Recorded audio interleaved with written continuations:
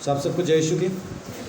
परमेश्वर का धन्यवाद कि एक बार फिर से हम उस जगह पे हैं जहाँ पे आके हम परमेश्वर की बातों से कुछ चीज़ों को सीखते हैं, उसके वचन से सीखते हैं। परमेश्वर का धन्यवाद हो। ज़मीन के ऊपर जितने भी लोग हैं आज की तारीख में हैं, जो पहले थे,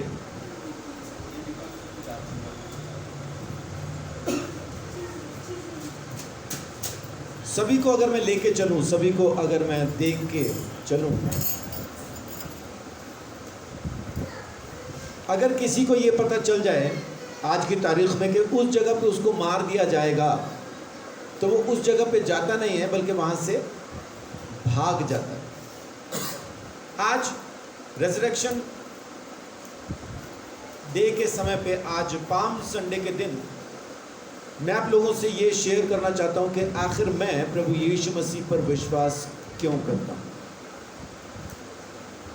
चमत्कार सब जगह हो रहे हैं, अच्छी शिक्षा सब जगह पे है, कोई आपको गलत शिक्षा नहीं देता है, बलिदान सब जगह पे हो रहे हैं।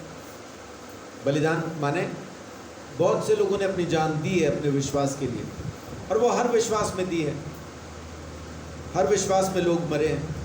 अगर आप हिंदू विश्वास देखें, उसमें भी लोगों ने अपने विश्वास के लिए जान दी है।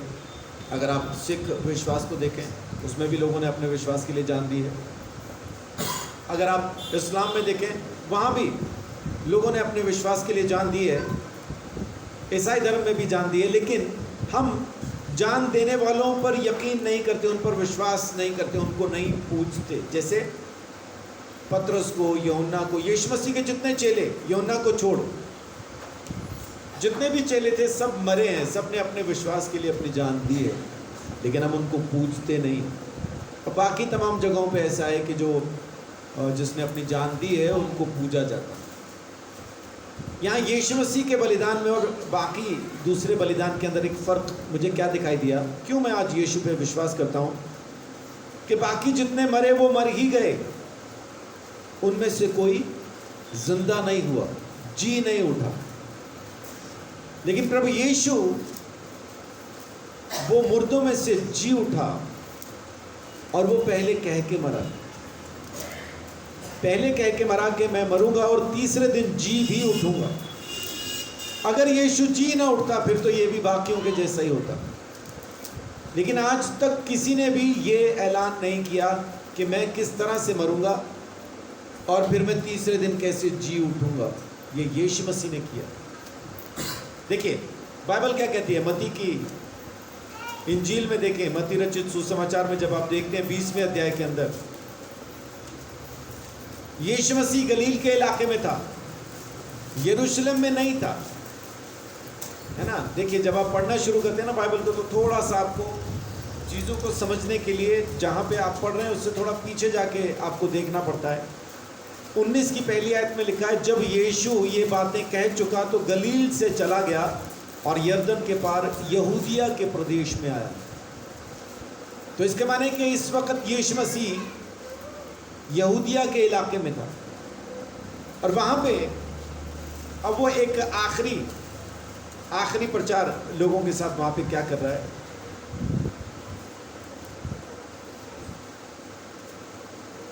एक अमीर युवक को वो अनंत जीवन की शिक्षा देता है। फिर बारी और मजदूरों के बारे में बताता है कि अगर कोई आखिरी समय में भी आके लगेगा तो भी उसको भी 1 दिनार दिया गया। सुबह से जो लगे थे वो कुड़कुड़ाने लगे कि हमें भी 1 दिया। जो शाम को जिसने सिर्फ आधे घंटा काम किया उसको भी 1 दिनार दे दिया। तो वो कहता है, बारी मेरी, पैसा मेरा, जिसको जैसा देना चाहूँ मैं दूँ। मेरे भले होने पे तेरे को दिक्कत क्या है, मेरे चंगे होने पे, मेरे भले होने पे तुझे क्या प्रॉब्लम है। किसी ने तड़का लगा दिया नीचे।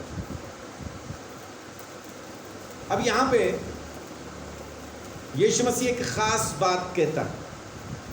20 का 17 से 19 तक पढ़िए, क्या लिखा है।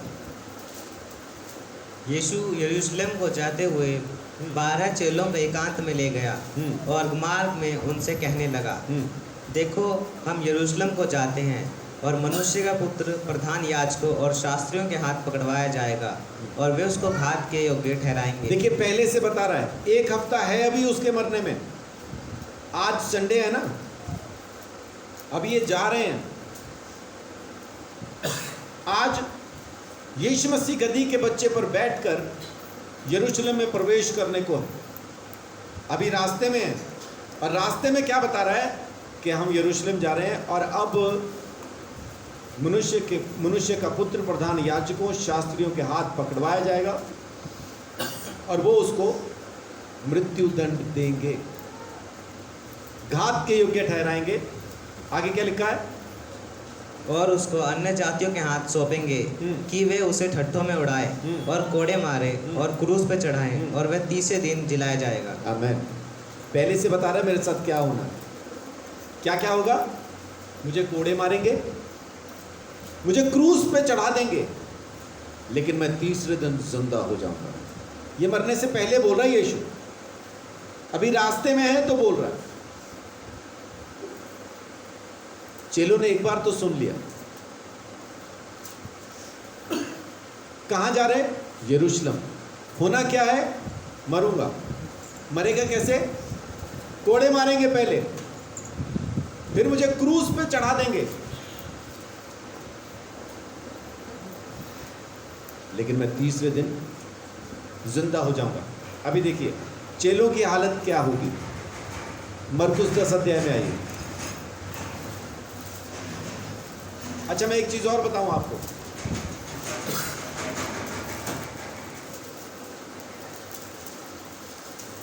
मत्ती का 21वां अध्याय, यहां से आखिरी हफ्ता शुरू हो जाता है। मत्ती में कितने अध्याय हैं? 28।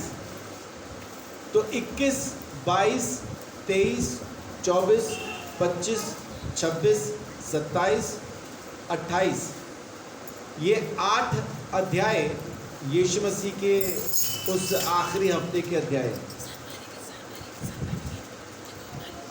इतना अहम है यीशु मसीह का आखिरी हफ्ता। यीशु मसीह के इस आखिरी हफ्ते को समझना बड़ा जरूरी है अगर आप यीशु को समझना चाहते हैं।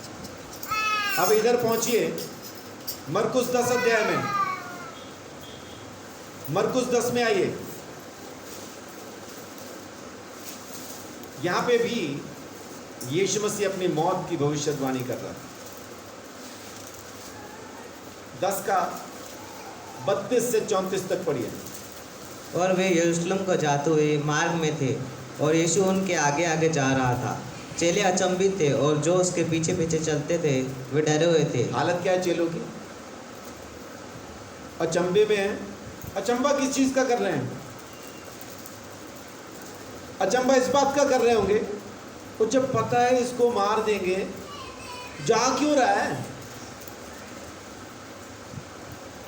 जब इसको पता ही है कि जब वहां पहुंचेगा लोग इसको मार देंगे, तो फिर ये क्यों जा रहा है? हमको तो इधर मिस्र की तरफ या कहीं और निकल जाना चाहिए। ये यरूशलेम क्या लेने जा रहा है? जब इसको मालूम है कि मार देंगे और साथ में डरे हुए हैं, हमें ना मार दें कहीं साथ में, ये तो मरेगा ही, हमें और मरवाएगा ये। चेले अचंभे में हैं, डरे हुए हैं, लेकिन यीशु मसीह के साथ साथ जा रहे हैं। और फिर देखिए आगे क्या लिखा है। तब वह फिर उन 12 को लेकर उनसे वे बातें कहने लगा फिर दोबारा बातें करने लगा जो आने वाली थी, जो उस पे आने वाली थी। जी। देखो हम यरूशलेम को जाते हैं हाँ। और मनुष्य का पुत्र प्रधान याजकों और शास्त्रियों के हाथ पकड़वाया जाएगा हाँ। और वे उसको घात के योग्य ठहराएंगे और अन्य जातियों के हाथ में सौंपेंगे जी। और वे उसको ठट्ठों में उड़ाएंगे। देखिए पहली चीज क्या करेंगे वो लोग? उसको ठट्ठों में उड़ाएंगे। उसकी आंखों पे पट्टी बांध के उसको थप्पड़ मार के पूछते हैं, अगर तू परमेश्वर का बेटा है तो बता तुझे किसने मारा? ओ देखो देखो यहूदियों का राजा आया, बोल बोल के उसका मजाक उड़ा रहे। कांटों का ताज उसके सिर पे इसीलिए डाला ताकि उसका मजाक उड़ाएं कि ये देखो राजा की हमने ताज पोशी कर दी, हमने इसको ताज पहना दिया, इसीलिए उसको वो कांटों का ताज पहनाया ताकि मजाक उड़ा सके उसका। लेकिन मैं आज अपना विश्वास आपके साथ बांट रहा हूं कि यीशु मसीह अभी यरूशलेम में गया नहीं। आज का वो दिन है जब वो उसमें एंट्री करेगा, विजय के पर्व के साथ, बैंड बाजे के साथ। लोग होशन्ना के नारे लगाएंगे, उसके आगे खजूर की डालियां बिछाएंगे और कहेंगे कि वो प्रभु जो लादू के बच्चे पर यानी गधी के बच्चे पर बैठ कर आता है, वो आ गया है। उसकी महिमा करो, उसकी प्रशंसा करो। आज करने वाले हैं और ये एंटर करेगा। इसको विजयी प्रवेश कहते हैं ना। ये आज जाने वाला है, यरूशलेम के अंदर एंटर करने वाला है। और यहाँ लिखा है सबसे पहली चीज उसको ठट्ठों में उड़ाएंगे और दूसरा उस पर थूकेंगे। यीशु खुद बता रहा है, क्या कह रहा है कि मनुष्य के पुत्र को वो ठट्ठों में उड़ाएंगे, वे उस पर थूकेंगे। यीशु मसीह कह रहे हैं मुझ पर थूकेंगे भी। उसको पहले से मालूम है सब कुछ, वो जानता है क्योंकि वो सर्वशक्तिमान परमेश्वर है, वो सर्वज्ञानी है। वो किसी काल में नहीं आता, वो अकाल है। आदि वो है, अंत वो है। शुरू उसको मालूम है, अंत उसको मालूम है। अब क्या होगा, भविष्य में क्या होगा, वो जानता है, सब कुछ जानता है। मेरा मजाक उड़ाएंगे, मुझ पर थूकेंगे। आप खुद सोच के देखें, अगर आपको पता हो कि अगर मैं उस जगह जाऊंगा तो मेरी बेइज्जती करेंगे, तो जाएंगे क्या? मैंने खुद ऐसे लोगों से रिश्ता अभी बंद कर दिया, तोड़ दिया, जहाँ पे मेरे को मालूम है मैं दोबारा जाऊंगा फिर बेइज्जती करेंगे, क्योंकि उनको बोलने की तमीज़ नहीं है। ये मेरा मानना है। वो अच्छे हैं वैसे, मेरे मानने से क्या फर्क पड़ता है? ये तो मेरी सोच है ना, मेरा मानना। इसलिए मैं नहीं जाता, इसलिए मैं नहीं जाता। वो लोग बहुत अच्छे हैं, मैं खराब हूं, मेरी सोच में दिक्कत है। लेकिन यीशु मसीह कैसा परमेश्वर है, उसको मालूम है मेरा मजाक उड़ाएंगे, मुझ पर थूकेंगे भी, पहले से बोल रहा है। और तीसरी चीज क्या करेंगे, मुझे कोड़े मारेंगे और घात करेंगे। और फिर से कहता है और 3 दिन के बाद मैं जी उठूंगा। आमीन। ये जरूर कहता है, हर बार कहता है कि 3 दिन के बाद मैं जी उठूंगा। 3 दिन के बाद मैं जी उठूंगा। देखिए लूका 18 के अंदर अभी यीशु मसीह पकड़वाए जाने के लिए जाने वाला है, लेकिन जाने से पहले मालूम क्या शिक्षा देके जा रहा है वो? 18 अध्याय के अंदर एक खास शिक्षा क्या है? रोज प्रार्थना करते रहना, रोज प्रार्थना करते रहना, प्रार्थना करने में हियाव न छोड़ना, रोज प्रार्थना करना। ये आखिरी शिक्षाओं में से एक शिक्षा है उसकी। 18 अध्याय के अंदर यीशु मसीह फिर दोबारा अपनी भविष्यवाणी, मौत की भविष्यवाणी को दोहराता है। 31 से 34 तक देखिए क्या लिखा। फिर उसने 12 को साथ ले जाकर उनसे कहा, देखो हम यरूशलेम को जाते हैं, और जितनी बातें मनुष्य के पुत्र के लिए भविष्यद्वक्ताओं के द्वारा लिखी गई हैं वे सब पूरी होंगी। और इस बार क्या कह रहा है? जो कुछ भी पुराने शास्त्र में, पवित्र शास्त्र में जितनी भी भविष्यवाणियां मेरे बारे में लिखी हैं अब पूरी होंगी। कौन सी? मेरी मौत की, मेरे जी उठने की, हर एक भविष्यवाणी पूरी होगी। जी, क्योंकि वह अन्य जातियों के हाथ में सौंपा जाएगा। हाँ। और वे उसे ठट्ठों में उड़ाएंगे और उसका अपमान करेंगे जी। और उस पर थूकेंगे और उसे कोड़े मारेंगे और घात करेंगे, और वह 3 दिन जी उठेगा। आमीन। यीशु मसीह बार बार इस बात को अपने चेलों को कह रहा है। लगातार उसने इस बात को अपने चेलों को कहा, मुझे मारेंगे, मुझे घात करेंगे, मुझे नाश करेंगे, मुझ पर थूकेंगे, मेरा अपमान करेंगे, लेकिन मैं 3 दिन जी उठूंगा। यीशु या तो परमेश्वर है और या फिर वो पागल है।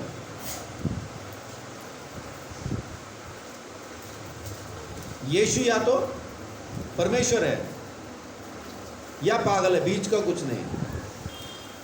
पागल क्यों है? मैं क्यों कह रहा हूं कि या तो वो पागल है, या तो वो पागल है, मैं इसलिए कह रहा हूं, आपके सामने कोई बंदा आके खड़ा हो नहाया धोया, बिल्कुल सूटकेस लेके एकदम अपना सामान लेके सफर के लिए तैयार, जाने के लिए तैयार। और आपके पास आके कहे अच्छा मैं जा रहा हूं, तो आप पूछें कहाँ जा रहे हैं? मैं चंडीगढ़। चंडीगढ़ क्या करने जा रहे हैं? मैं वहां जाऊंगा, लोग मेरा अपमान करेंगे, मुझे मारेंगे, कूटेंगे, कोड़े मारेंगे, मुझे सूली पे चढ़ाएंगे, मुझे मार देंगे, मैं तीसरे दिन जिंदा हो जाऊंगा। क्या कहेंगे आप उसको? पागल ही तो कहेंगे, पागल ही तो कहेंगे। इसका दिमाग चल गया, देख कैसी कैसी बातें कर रहा है। इसलिए कहता हूं, या तो यीशु पागल है या वो परमेश्वर है। पागल कब है? जब तक ये सब कुछ घट ना जाए तब तक वो पागल है। लेकिन अगर ये सब घट जाए, ऐसा ही हो, अपमान भी करें, उस पर थूके भी, उसको कोड़े भी मारें, उसको जान से भी मार दें, और वो तीसरे दिन जिंदा भी हो जाए, तब वो पागल नहीं है, परमेश्वर है। फिर वो परमेश्वर है। इसलिए मैं यीशु मसीह पे यकीन करता हूं, इसलिए मैं यीशु पे विश्वास करता हूं। ये जो बात उसने कही, चमत्कारों को छोड़िए, वो तो सब जगह हो रहे हैं। चमत्कार उठाएं, सबको एक साइड में रख दो जो यीशु ने किए। यहां तक कि पानी पे चलने को भी एक साइड में रख दीजिए। पतरस को भी उसने पानी पे चला दिया, उसको भी रख दीजिए। जादूगर चलते हैं पानी पे, अगर यीशु चला तो जादूगर भी दिखा रहे चल के। हाँ, उनकी चालाकी हमें पकड़ में नहीं आती, लेकिन चल के तो दिखा रहे हैं। तो सब चमत्कार एक तरफ रख दीजिए, लेकिन ये बात, ये चमत्कार नहीं है। इसी तरह से उसका मारा जाना, इसी तरह से उसका जिंदा हो जाना, ये साबित करता है कि यीशु प्रभु है। उसको मालूम था क्या होना है, कब होना है, कैसे होना है, वो जानता था। तो फिर लोग आज की तारीख में विश्वास क्यों नहीं कर रहे? यीशु मसीह के चेले जो उसके साथ जा रहे थे, जो यीशु मसीह के साथ चल रहे थे उस सफर में, जिनको यीशु बार बार बता रहा था मेरे साथ क्या होने वाला है, क्या वो लोग विश्वास कर पा रहे थे? पढ़िए अगली आयत में क्या लिखा है। पर उन्होंने इन बातों में से कोई बात न समझी, और यह बात उनसे छिपी रही, और जो कहा गया था वह उनकी समझ में ना आया। जब उन्हीं की समझ में नहीं आ रहा, जिनको यीशु खुद बता रहा है, तो अगर हम जाके लोगों को बताते हैं तब भी उनको समझ में ना आए, तो कौन सी अचंभे की बात है। ये तो प्रभु का धन्यवाद है कि मुझ जैसे नालायक की समझ को उसने खोल दिया। मुझे ये बात समझ में आ गई। ये बड़े बड़े पढ़े लिखों की समझ में नहीं आती कि यीशु मसीह मुर्दों में से जी उठा है। और इस बात को भरमाने के लिए खुद उन्हीं लोगों ने कुछ इस तरह की शिक्षा अपने साथ जोड़ ली है। वो भी जी उठा था, वो भी जी उठा था, मतलब कहने के लिए कह दिया उन्होंने, हालांकि जी कोई नहीं उठा। जिसे एक गुरु के बारे में उनका कहना है कि जी वो बदल गए थे, वहां पे कुछ नहीं मिला था, भूल ही रह गए थे। और दूसरी तरफ इतिहास में लिखा है उनकी लाश के लिए हिंदू और मुसलमानों में झगड़ा हो रहा था। हिंदू कह रहे थे जलाएंगे, मुसलमान कह रहे थे दफनाएंगे। अब फूल ही बन गए तो फिर क्या जलाएंगे और क्या दफनाएंगे? दोनों बातें एक साथ कहते, तो कुछ नहीं बदला था।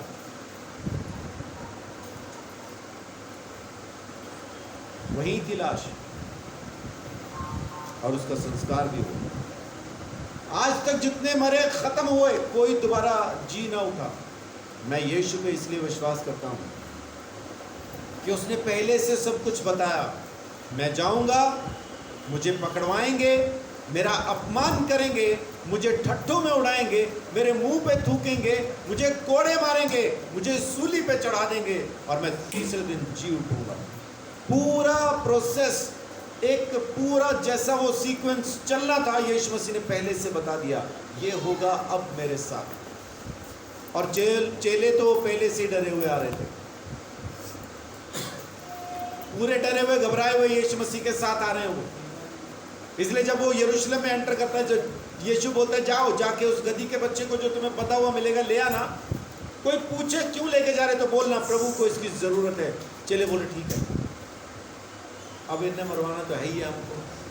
तो गधी के बच्चे से पिटना शुरू करते हैं, आगे देखते हैं कहाँ तक पहुँचाएगा ये। तो जैसा जैसा यीशु कहता गया वैसा वैसा ये करते गए। इनको समझ नहीं आ रहा इस टाइम, ये डरे हुए हैं, अचंभे में हैं। वो जो कह रहा है, यीशु कहता है प्रभु भोज करना है, हमें फसह का पर्व मनाना है। कह रहे मनाएं कहाँ? तो बोलता है एक आदमी ने अपनी अटारी सजा रखी है फसह के पर्व के लिए, हम वहाँ मनाएंगे। उसने अपने लिए मनाई, अब अपने लिए सजाई, अपने खानदान के लिए सजाई, हमें क्यों देगा? तो ये पूछते हैं जाए कहाँ, हमें पता कैसे चलेगा कौन है? तो बोलते हैं एक आदमी तुम्हें मिलेगा जो घड़ा लेके जा रहा होगा। उस जमाने के अंदर औरतें पानी लेके जाया करती थी, एक आदमी घड़ा लेके जाता मिलेगा। अगर औरत कहती तो पता नहीं कितनी होती है। उस दिन एक आदमी घड़ा लेके जा रहा था,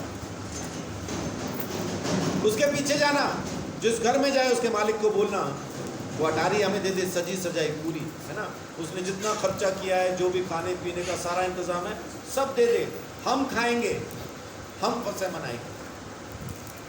और यीशु कहता है वो दे देगा। और उसके पीछे पीछे गए, उस घर में गए, मालिक को जाके कहा हमने फसह मनाना है, प्रभु ने फसह मनाना है। कहाँ पे? वो तेरे ऊपर वाली कोठरी में जो तूने सजा रखी है, हमें दे दे, प्रभु उसमें फसह मनाने वाला है, ले लो, बोलो मनाओ। कमाल है, कमाल है। इसलिए आज की तारीख में मैं यीशु मसीह पे विश्वास करता हूं। आप यीशु मसीह के मर जाने पे विश्वास न कीजिए। मर तो दुनिया गई और दुनिया मर जाएगी, उसके जी उठने पे विश्वास कीजिए, क्योंकि उसका जी उठना ही परमेश्वर है। अगर यीशु भी बाकियों के जैसा मर गया होता तो आज भी मैं बाकियों को यीशु के जैसा ही पूज रहा होता। लेकिन आज सिर्फ यीशु ही को क्यों पूजता हूँ? क्योंकि सिर्फ यीशु ही है जिसने पहले से बता दिया था इस तरह से मरूंगा और तीसरे दिन जिंदा हो जाऊंगा। और आज वो दिन है जब वो यरूशलेम के अंदर मरने के लिए प्रवेश करने वाला है। हालेलुया। आपने पढ़ा मत्ती में, कौन से अध्याय में? 20 अध्याय, 21 अध्याय से वो शुरू हो जाता। 21, 22, 23, 24, 25, 26, 27, 28। मरकुस में 10वें अध्याय से 10, 11, 12, 13, 14, 15, 16 और लूका में 18 अध्याय से 18, 19, 20, 21, 22, 23, 24। टोटल कितने हो गए?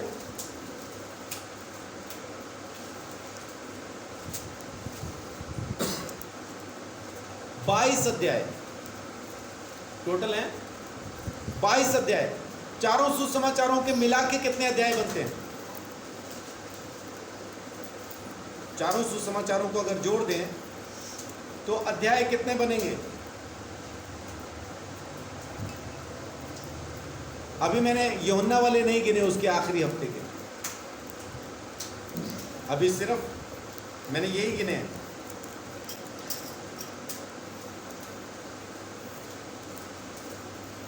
तो भी लगभग 40% से ज़्यादा हिस्सा सिर्फ आखिरी हफ्ते का, अभी यूहन्ना वाले नहीं गिने इसमें। तो आज मैं यीशु पे क्यों विश्वास करता हूं? क्योंकि यीशु मसीह मुर्दों में से जी उठा, एकमात्र ऐसा शख्स ज़मीन पे पैदा हुआ जिसने अपने मरने का ब्यौरा पहले से दिया और अपनी मरने की जगह पे खुद चल के आया और आके अपने प्राण वहाँ पे दिए। और जिस तरह से उसने कहा था वैसा ही हुआ। शास्त्रियों फरीसियों के हाथ पकड़वाया गया, अन्य जातियों के हाथ में सौंपा गया, उसका मजाक उड़ाया गया, उसका अपमान किया गया, उस पर थूका गया, उसे कोड़े मारे, उसको क्रूस पर चढ़ाया और वो तीसरे दिन मुर्दों में से जी उठा। जैसा सिस्टम, जो सीक्वेंस यीशु मसीह ने बताई वैसा ही उसके साथ हुआ भी। तो इसलिए मैं प्रभु यीशु मसीह को अपना प्रभु, अपना उद्धारकर्ता, अपना मुक्तिदाता मानता हूँ, क्योंकि उसने अपनी मौत के बारे में पहले से बताया। मैंने पहले कहा था, शुरू में यही कहा था कि या तो यीशु पागल था या यीशु परमेश्वर है। पागल क्यों था? कोई पागल ही कहेगा मैं जा रहा हूँ जी वहाँ पे, वहाँ क्या होगा? मुझे मारेंगे, पकड़ लेंगे, मेरा अपमान करेंगे, मुझ पर थूकेंगे, मुझे कोड़े मारेंगे, सूली पे चढ़ा देंगे, मुझे मार देंगे, मैं तीसरे दिन जिंदा हो जाऊंगा। ये कोई पागल ही कहेगा। लेकिन अगर ये सब कुछ सच हो जाए तो सिवाय परमेश्वर के कोई नहीं कह सकता, क्योंकि मुर्दों में से जी उठने का अधिकार सिर्फ परमेश्वर को है और किसी को है नहीं। इसलिए जो मरा मर ही गया। यीशु मरा पहले से बता के, और फिर तीसरे दिन जिंदा भी हो गया। मैं हूँ तुम्हारा बनाने वाला, रचने वाला, तुम्हें संभालने वाला। आमीन। इंसान के डीएनए का टेस्ट हुआ, आप इसको YouTube पे डाल के देख सकते हैं। डीएनए के ऊपर, इंसानी डीएनए के ऊपर परमेश्वर का संदेश, आप ये YouTube पे डालेंगे आपको पूरी वीडियो मिल जाएगी। हर एक इंसान के डीएनए में जो सबसे पहला, सबसे ऊपर वाला डीएनए है, उसके ऊपर एक संदेश लिखा है। उस पे लिखा है, मेरे प्यारे बच्चों, तुमने अभी अभी इस सृष्टि के रहस्य को पहचान लिया है।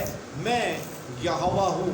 जाओ इस संदेश को सारी दुनिया में शांति के साथ प्रचार करो। आमीन। ये हम में से सबके शरीर पे लिखा है। हमारे अंदर दस्तखत है राजेंद्र भाई, परमेश्वर ने साइन किया हुआ है हमारे अंदर कि हम परमेश्वर का मंदिर हैं। हमारे अंदर लिखा हुआ है, डीएनए पे लिखा है। आप देखना सर्च करके YouTube पे, डीएनए के ऊपर परमेश्वर का संदेश, वहाँ पे आपको मिलेगा। हर एक शख्स पे है, वो जानता हो परमेश्वर को, न जानता हो, लेकिन दस्तखत सबके ऊपर है। इसीलिए परमेश्वर ने हमको वापस खरीदा, क्योंकि हम उसी के तो हैं।